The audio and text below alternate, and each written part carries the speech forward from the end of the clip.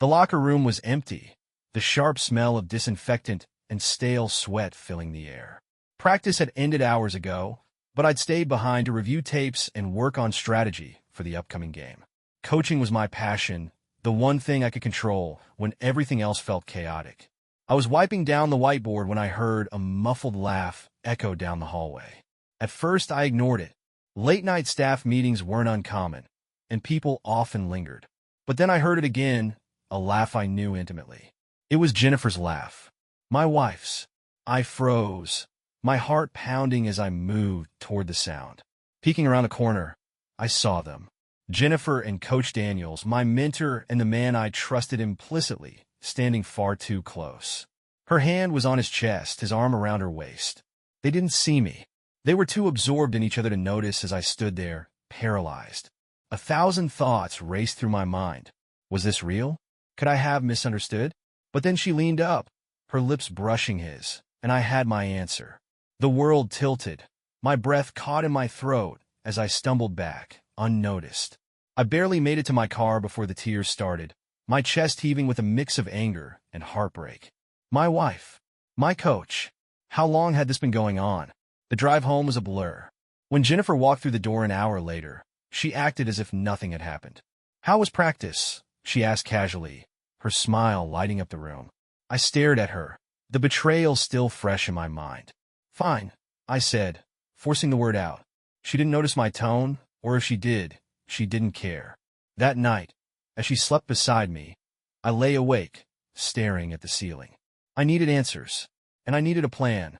The next morning, Jennifer hummed to herself in the kitchen, frying eggs and flipping through her phone. She looked every bit the perfect wife. Effortlessly beautiful, her laughter soft and carefree. But I couldn't unsee what I'd seen. Her touch on Coach Daniels. The way she leaned into him. The kiss. It played on repeat in my mind, a cruel loop that refused to fade.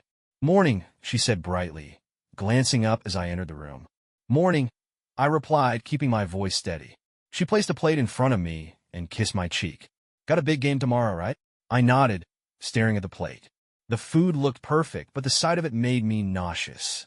Something wrong? She asked, tilting her head. I forced a smile. Just tired. Long night at practice. Her expression softened. You were too hard, David. You need to take care of yourself. The irony of her words almost made me laugh. Later, as she left for her yoga class, a new addition to her weekly routine, I sat in the living room, staring at my wedding ring. I'd worn it every day for 6 years, a symbol of the life we'd built together.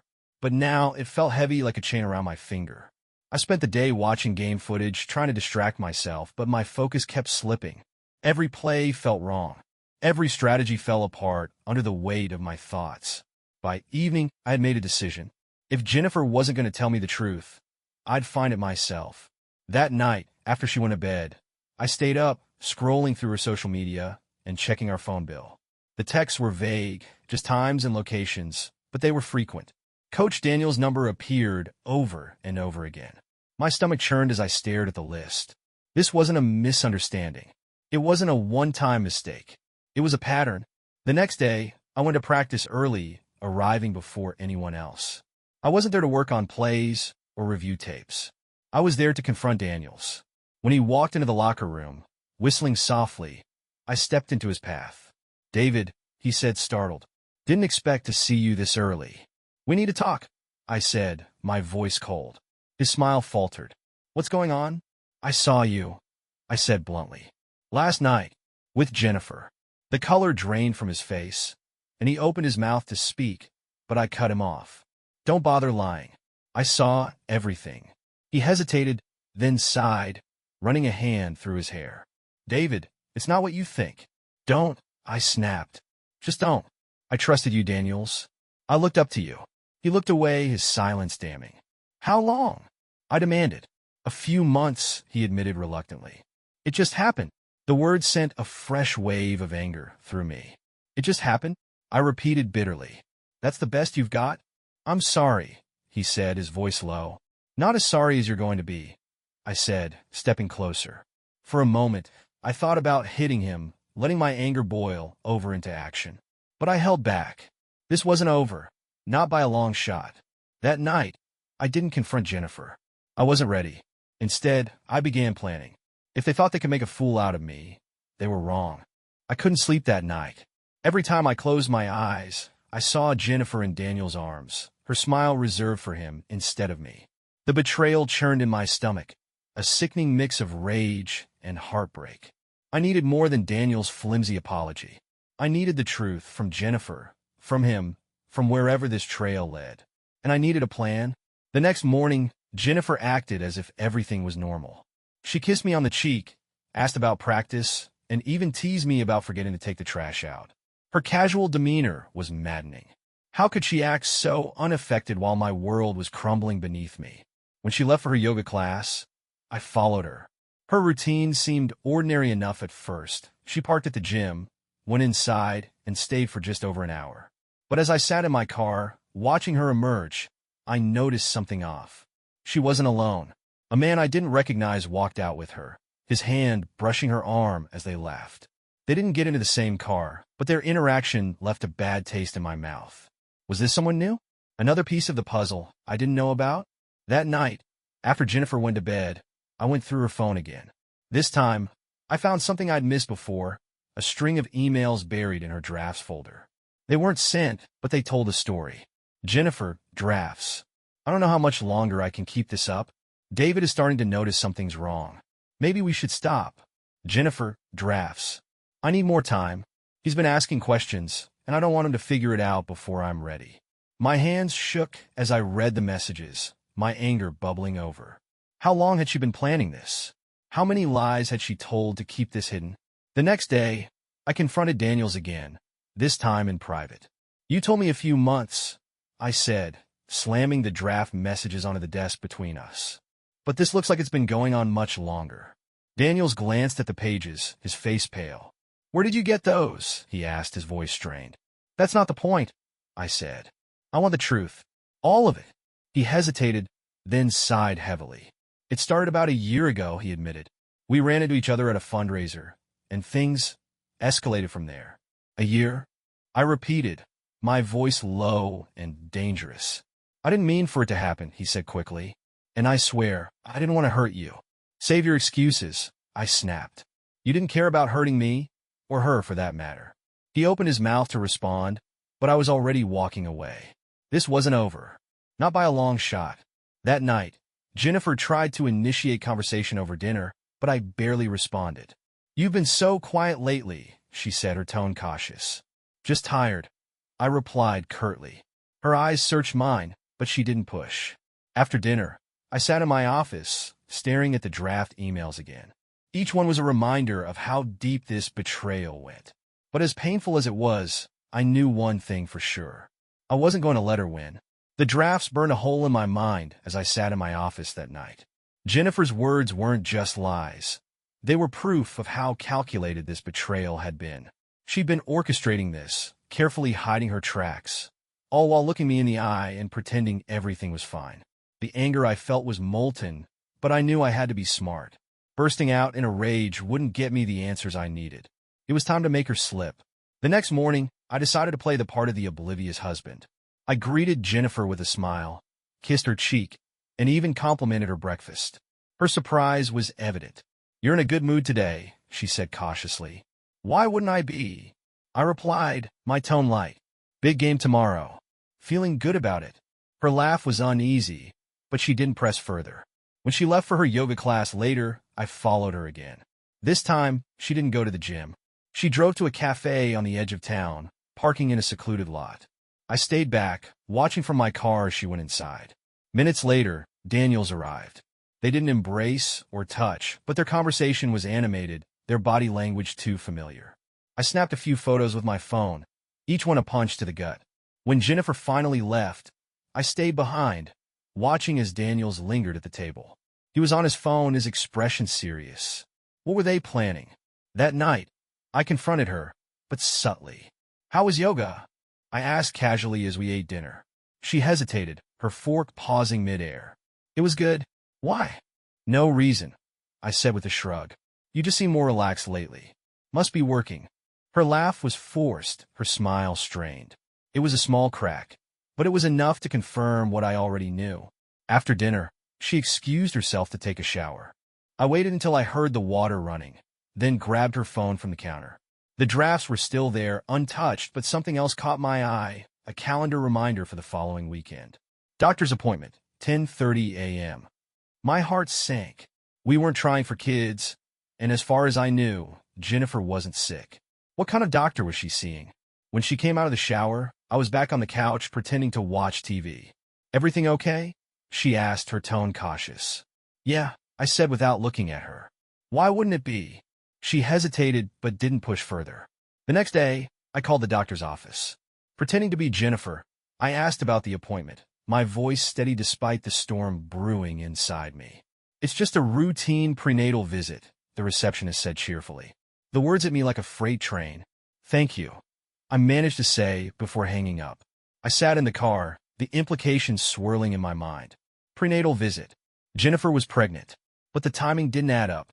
We hadn't been intimate in months. It wasn't my child. It couldn't be. The receptionist's words echoed in my mind as I sat in the car, gripping the steering wheel so tightly my knuckles turned white. Prenatal visit. Jennifer was pregnant, and there was no denying what that meant. It wasn't mine. The revelation churned in my stomach like acid. The betrayal had already cut deep. But this was something else entirely. A child. A life she'd created with someone else. My mind raced with questions. Had she told him? Did Daniels even know? And why had she kept it from me? When I got home that evening, Jennifer was in the kitchen, humming softly as she cooked dinner. The sight of her, so calm and carefree, made my blood boil. "Hey," she said brightly when she saw me. "You're home early." "Yeah," I replied, my tone neutral. "Thought I'd take a break before the big game tomorrow." She smiled, but it didn't reach her eyes. As we sat down to eat, I watched her closely, searching for any sign of guilt or hesitation. "Have you been feeling okay lately?" I asked casually, stabbing a piece of chicken with my fork. She blinked, caught off guard. "Yeah, why?" "You've seemed tired," I said, keeping my voice light. "Just wanted to make sure everything's all right." Her smile faltered, but she recovered quickly. "I've been fine. Just busy, you know." "Busy with yoga?" I asked, my tone sharper than I intended. Her fork paused midair. "Yes," she said cautiously. "And work. You know how it is." I didn't push further, but the tension at the table was palpable. After dinner, she retreated to the bedroom, claiming she had a headache. I stayed in the living room, staring at the empty plate in front of me, my thoughts racing. She was hiding more than the affair now. She was hiding a life she'd created with someone else. The next day, I couldn't focus during practice.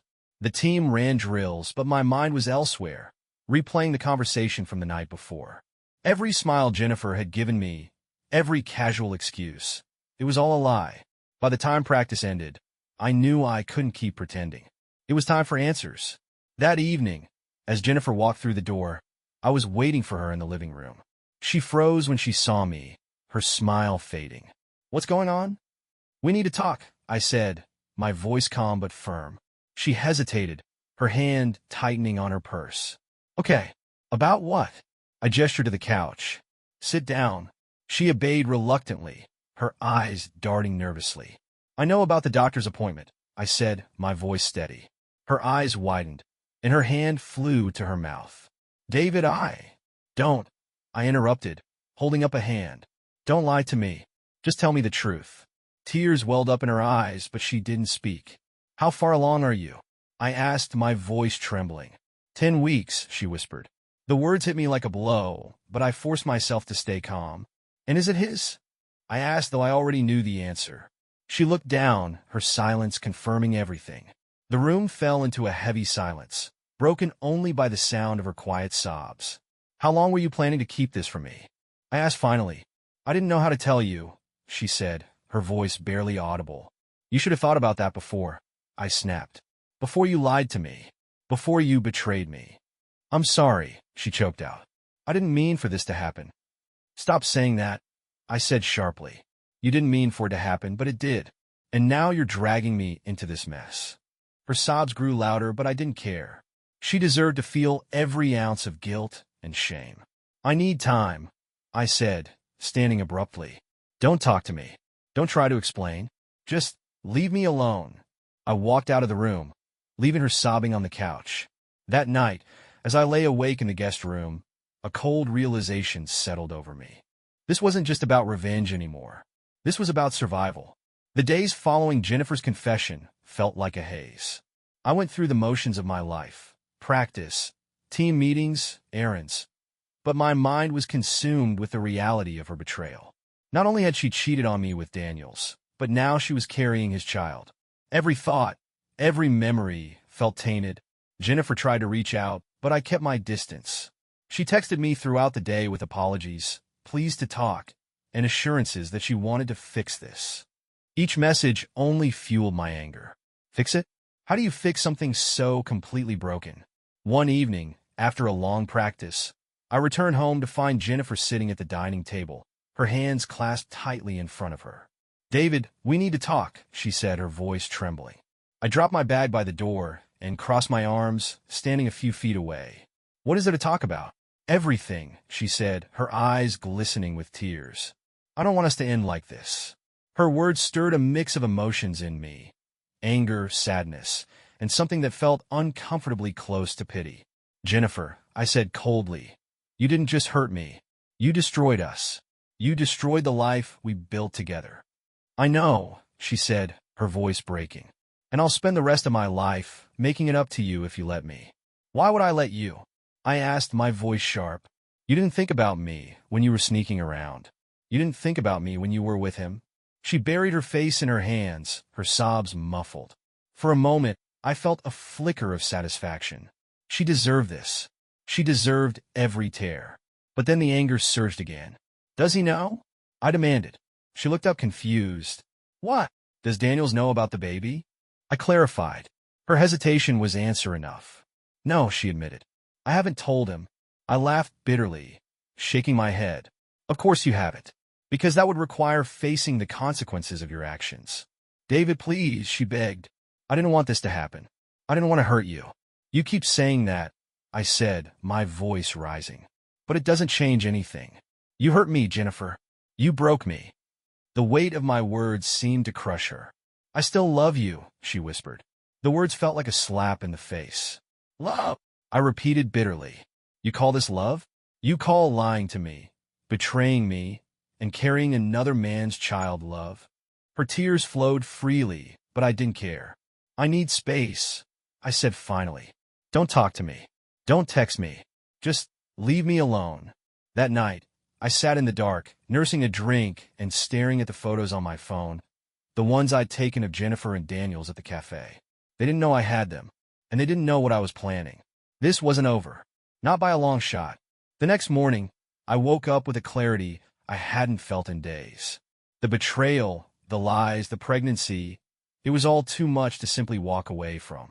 Jennifer and Daniels had made a mockery of my life, my marriage, and my trust. I wasn't just going to sit by and let them get away with it. The first step in my plan was gathering everything I could use against them. I went through my phone, organizing the photos of their meeting at the cafe. I reread the emails I'd printed from Jennifer's drafts folder, highlighting the parts that confirmed their affair.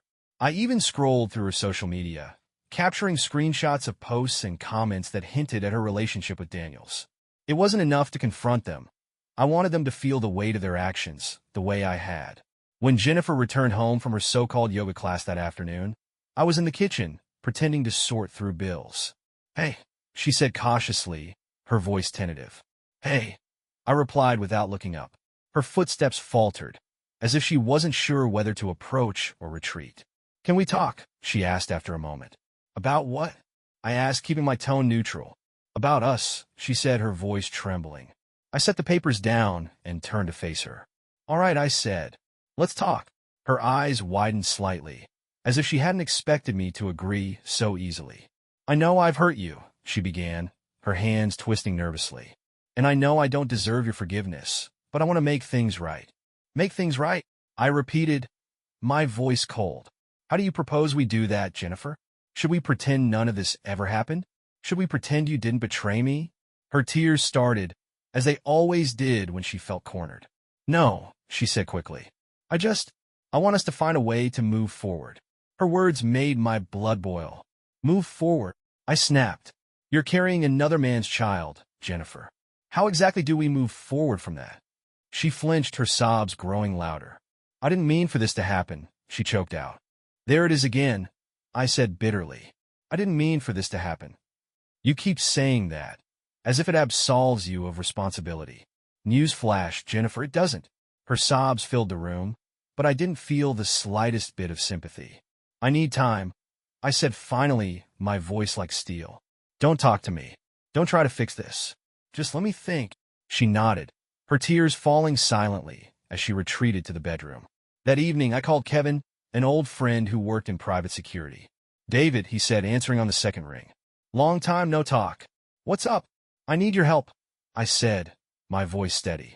And I can't explain over the phone. All right, he said, his tone serious. When and where? We met at a local diner later that night. Kevin listened quietly as I laid everything out, Jennifer's affair, the pregnancy, and my plan to expose them both.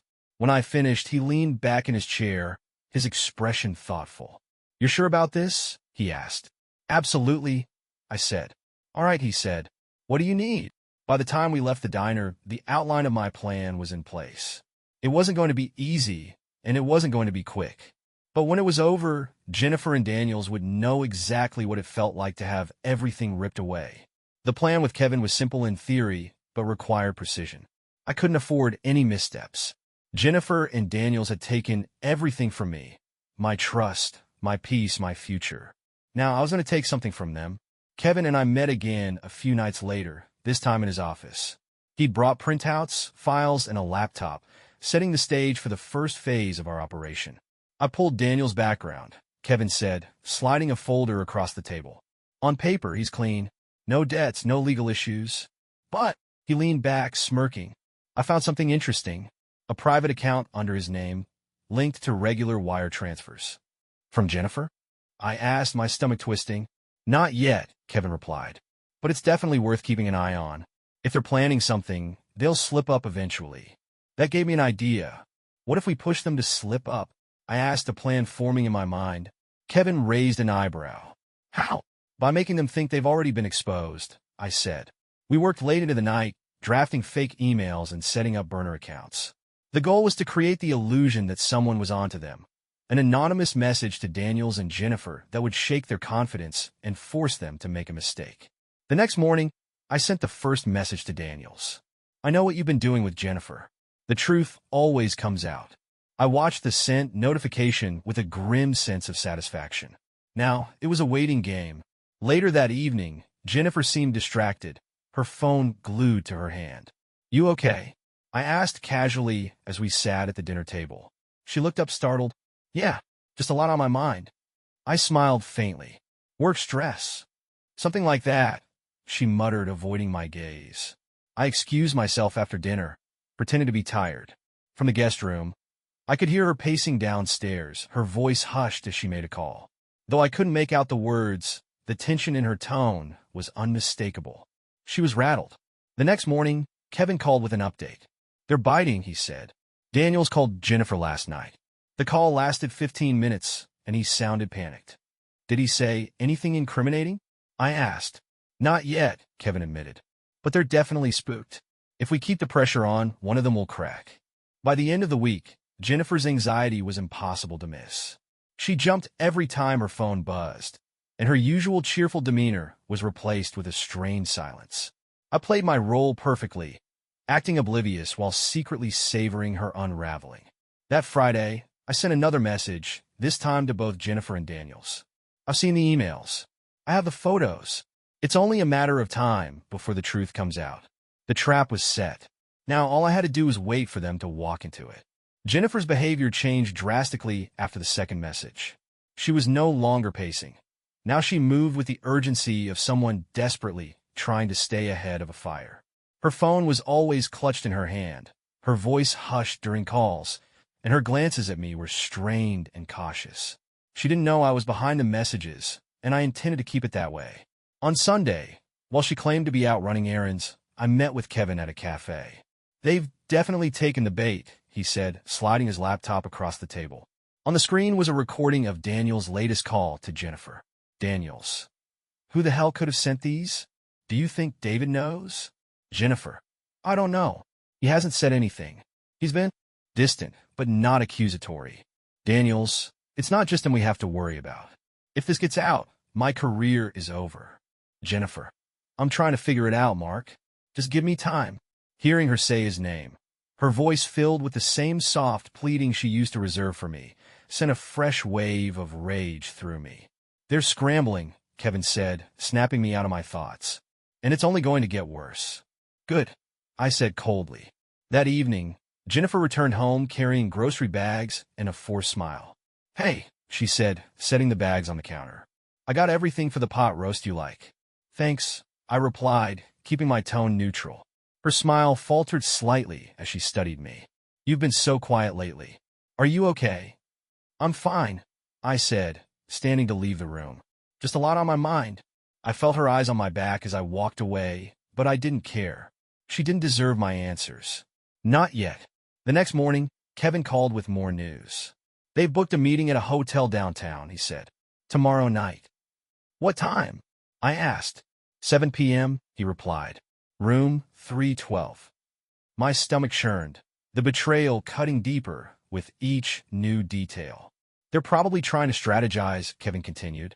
Figure out how to deal with whoever's sending the messages. Let's make sure they have something to strategize about, I said, my mind racing. By the time Jennifer left for work, I had a plan. I drafted a third message, this one designed to push them over the edge. Room 312, huh? Nice try. I'll be there too, ready to reveal everything. That evening, Jennifer was unusually quiet, picking at her dinner while I pretended not to notice. You're not eating, I said casually.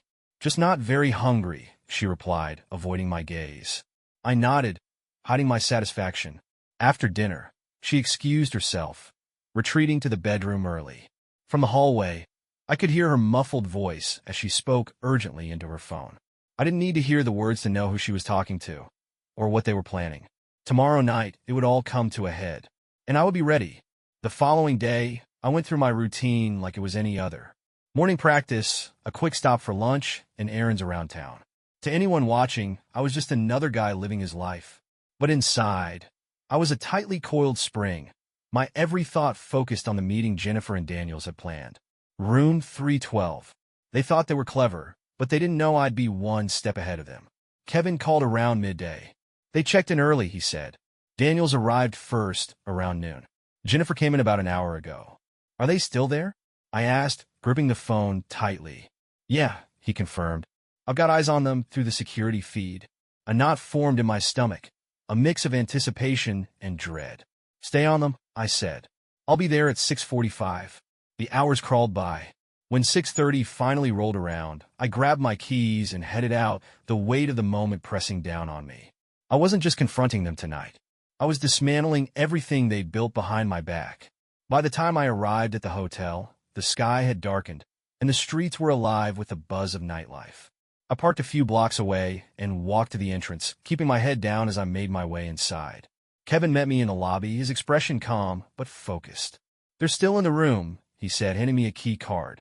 You ready for this? I nodded, my jaw clenched. More than ready. Room 312 was on the third floor, at the end of a long, dimly lit hallway. As I approached, I could hear muffled voices through the door. I couldn't make out the words, but the tension in their tones was unmistakable. My heart pounded as I slid the key card into the lock, the beep and click of the mechanism deafening in the silence. I pushed the door open, stepping into the room. Jennifer and Daniels were seated at the small table by the window, their heads snapping up in unison as I entered. David! Jennifer exclaimed, her face pale. What are you doing here? I shut the door behind me, my eyes locking onto hers. You tell me, Jennifer. What am I doing here? Daniel stood, his hands raised defensively. Look, David, let's not make this worse than it already is. I laughed bitterly, shaking my head. Worse? You think this could get worse, Daniels? Jennifer stood as well, her voice trembling. David, please. We can explain. Explain? I repeated, my voice rising. Explain what? That you've been lying to me for months? That you're carrying his child while pretending we still have a marriage? Her tears spilled over, but I didn't care. This ends tonight. I said coldly, pulling out my phone. I played the audio of their conversations Kevin had recorded, their voices filling the room. Daniels, do you think David knows? Jennifer, I don't know. Just give me time to figure it out. Their faces drained of color as the recording continued. You thought you could keep this from me, I said, my voice steady. But you were wrong. Jennifer's sobs grew louder, and Daniels looked like he wanted to disappear. David, please, Jennifer begged. We didn't mean for this to happen. Stop saying that. I roared, my composure cracking. You didn't mean for this to happen, but you let it happen. You lied. You betrayed me. The room fell into silence, the weight of my words pressing down on all of us. Finally, I turned to Daniels. You're going to tell me everything, I said, my voice cold. Or I swear, this will get a lot worse for you. The silence in the room stretched out, thick and suffocating. Daniels stood frozen, his hands still raised in a feeble attempt at defusing the situation. Jennifer sobbed quietly behind him, her face buried in her hands. I stepped closer, my voice cutting through the tension like a blade. Start talking, Daniels. How long has this been going on? He hesitated, glancing at Jennifer as if looking for permission. Don't look at her, I snapped. I'm not asking her. I'm asking you. He swallowed hard, his voice trembling as he spoke. It started about a year ago. His admission sent a fresh wave of anger through me, but I held it back. I needed every detail. Go on, I said coldly. We reconnected at a fundraiser, he continued, his words tumbling out in a rush. We didn't plan for this, David. I swear. It just happened. There it is again, I said bitterly. The same pathetic excuse. It just happened. I turned to Jennifer, her tear-streaked face finally emerging from behind her hands. And the baby? I demanded. Her sobs grew louder, but she nodded, her voice barely a whisper. It's his. The confirmation hit me like a freight train, even though I'd already known the truth. I turned back to Daniels, my voice shaking with rage. And what's your plan, Mark? Were you going to leave me in the dark forever? Were you going to let me raise your child while you two played house behind my back? He shook his head quickly. No, of course not. We were trying to figure out what to do. What to do? I repeated, my voice dripping with venom. Here's what you're going to do, Daniels. You're going to quit your job, leave this town, and never contact Jennifer again. Do you understand me? He blinked, stunned. David, that's not negotiable, I interrupted. You've already taken enough from me. You're not taking anything else. I turned to Jennifer, my anger now mixed with a cold determination. And you, I said, my voice low but firm. If you want any chance of salvaging what's left of this marriage, you're going to tell me the truth. All of it. No more lies. No more excuses. She nodded, her tears flowing freely. I will, she said, her voice breaking. I'll do whatever it takes to fix this. Daniels looked between us, his expression a mix of guilt and fear. You have until the end of the week, I said to him, stepping closer. And if I see you anywhere near her, or me, I'll make sure everyone knows exactly what you've done. He nodded, his shoulders slumping in defeat. All right, I'll go. With that, I turned and walked out of the room, my heart pounding. The confrontation had been cathartic, but it hadn't erased the betrayal. I wasn't sure anything could. Back at home, Jennifer tried to talk to me, but I waved her off. I need time, I said, my voice flat. Don't push me right now. She nodded, retreating to the bedroom, her footsteps hesitant. As I sat alone in the living room, staring at the photos and emails spread out on the coffee table, I felt a strange sense of emptiness. The confrontation had been a step, but it wasn't the resolution I'd imagined. Because no matter what happened next, one thing was clear. The life I thought I had was gone. The next morning, the house was quiet. Jennifer had already left by the time I came downstairs, leaving a note on the kitchen counter. At work, I know you need space, but please let me know if we can talk tonight. Gee. I stared at the note for a long time, my emotions a tangled mess of anger, exhaustion, and something I couldn't quite name. Talking wasn't enough anymore. I needed to understand why. Later that afternoon, Kevin called with an update. Daniel's checked out of the hotel this morning, he said. Looks like he's taking your ultimatum seriously. Good, I said, my voice cold. Keep an eye on him until he's gone for good. You got it, Kevin replied. And David, you did the right thing. Standing up for yourself. Did I? The question lingered long after the call ended. That evening, Jennifer returned home, her expression cautious as she stepped through the door. "Hi," she said softly, setting her bag down. Raplia, Malasia tuna neutral. She hovered in the doorway for a moment before sitting across from me at the kitchen table. "Thank you for not losing it last night," she said hesitantly. "I think I've lost enough, don't you?" I replied, my words sharper than I intended. She flinched but didn't argue. "David," she began, her voice trembling. "I know I don't deserve forgiveness, but I need you to know that I'm truly, deeply sorry for everything I've done." Her words felt hollow, like an echo in an empty room. "Why, Jennifer?" I asked finally, my voice breaking. "Why did you do this? Was I not enough for you? Was our life together not enough?" Her tears started again, and she buried her face in her hands. "No," she said, her voice muffled. "It wasn't you. It was me." I felt lost, like I didn't know who I was anymore. "Lost?" I repeated bitterly. "So you decided to find yourself in his bed?" "It wasn't like that," she said, looking up at me, her face streaked with tears. "I didn't plan for this to happen, David. I swear, I didn't mean to hurt you." "Stop saying that," I snapped, slamming my hand on the table. "You keep saying you didn't mean to hurt me, but that doesn't make it any better. It doesn't undo the damage you've done." The room fell into a heavy silence, her sobs the only sound. Finally, she spoke, her voice trembling. "I want to fix this. I want to fix us. I don't even know if that's possible," I said honestly.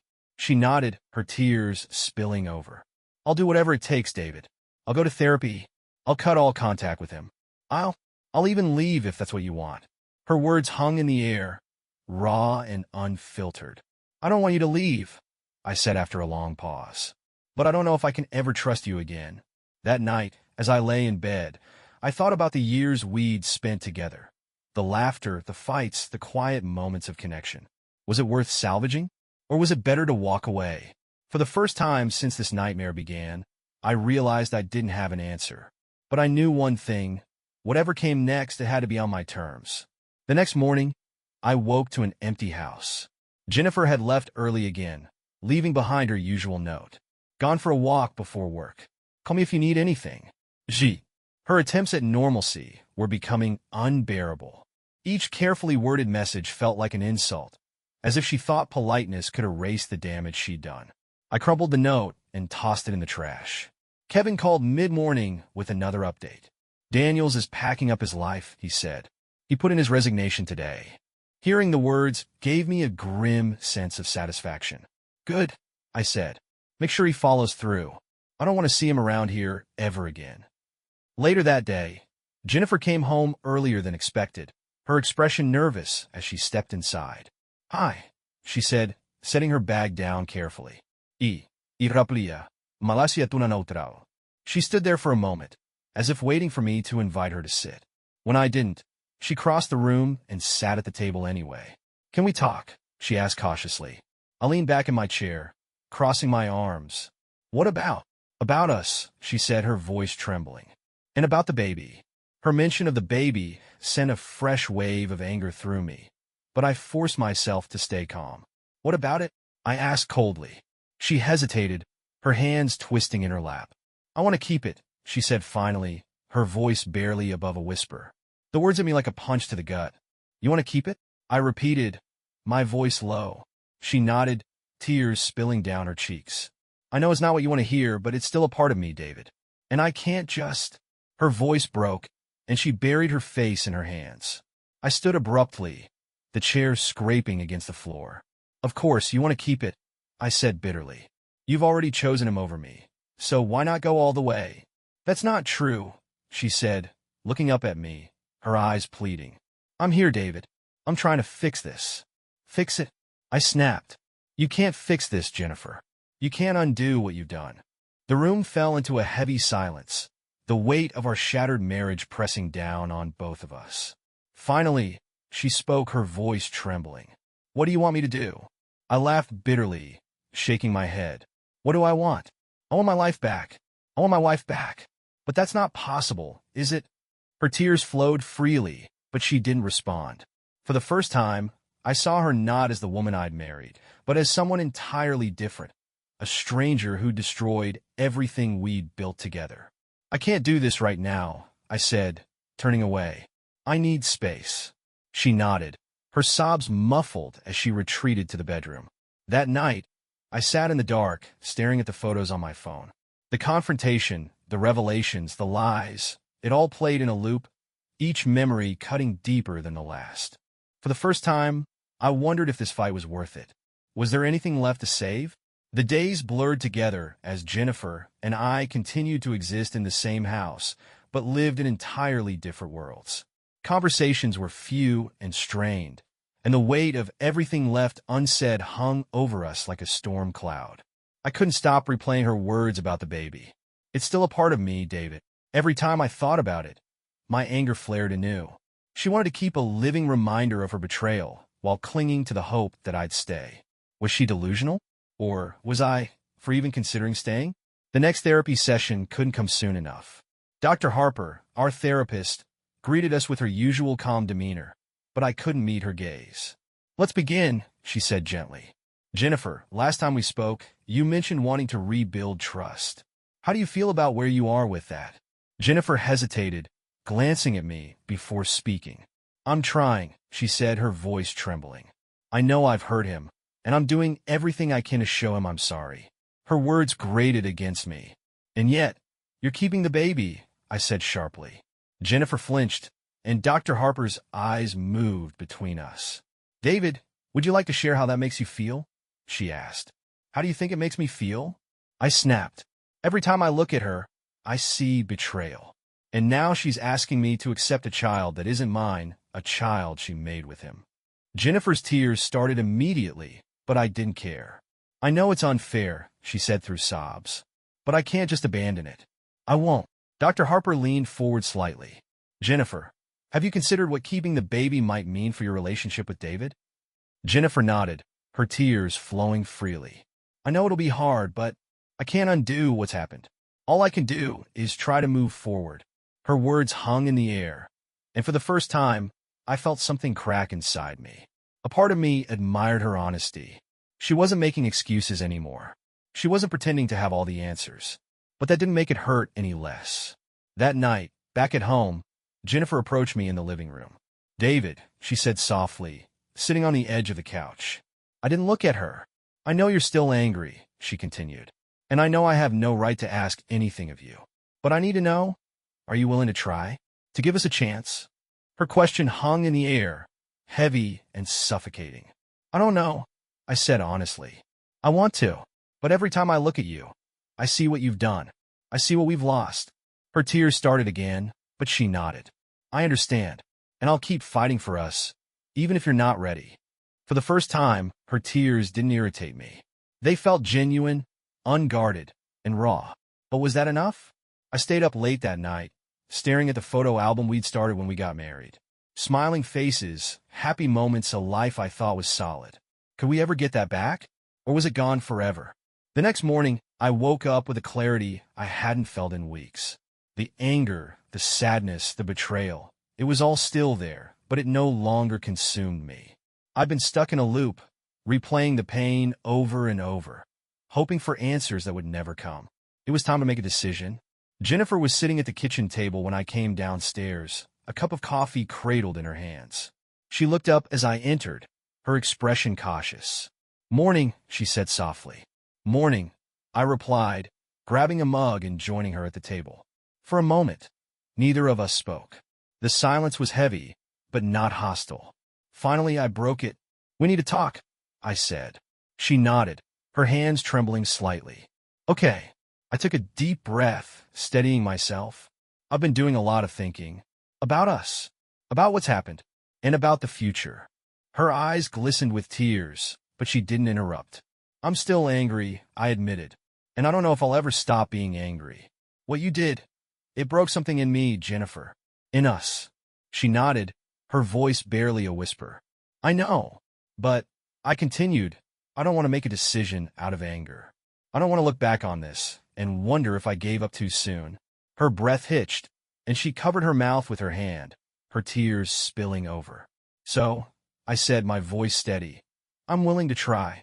For now. But there are conditions." Anything, she said quickly, her voice trembling. Anything you need. I laid it out clearly. No contact with Daniels. Ever? I said firmly. She nodded. Of course. He's already gone. I'll never speak to him again. We go to therapy, together and separately, I continued. Yes, she agreed. And the baby, I paused, the words catching in my throat. Jennifer's eyes widened, and she held her breath. I'll need time, I said finally. I don't know how I feel about raising a child that isn't mine, but I'll be here for now, as long as we're working on us. Her sobs grew louder, and she reached for my hand. Thank you, she whispered. Thank you for giving me a chance. I didn't pull away, but I didn't squeeze her hand back either. I'm not forgiving you, I said bluntly.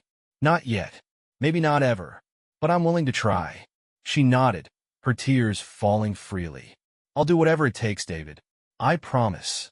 The rest of the day passed quietly, the weight of the conversation lingering in the air. That evening, as we sat on the porch watching the sunset, Jennifer broke the silence. Do you think we'll ever be okay again? She asked, her voice soft. I thought about her question, the answer not coming easily. I don't know, I admitted, but I think we have a chance. And for now, that's enough.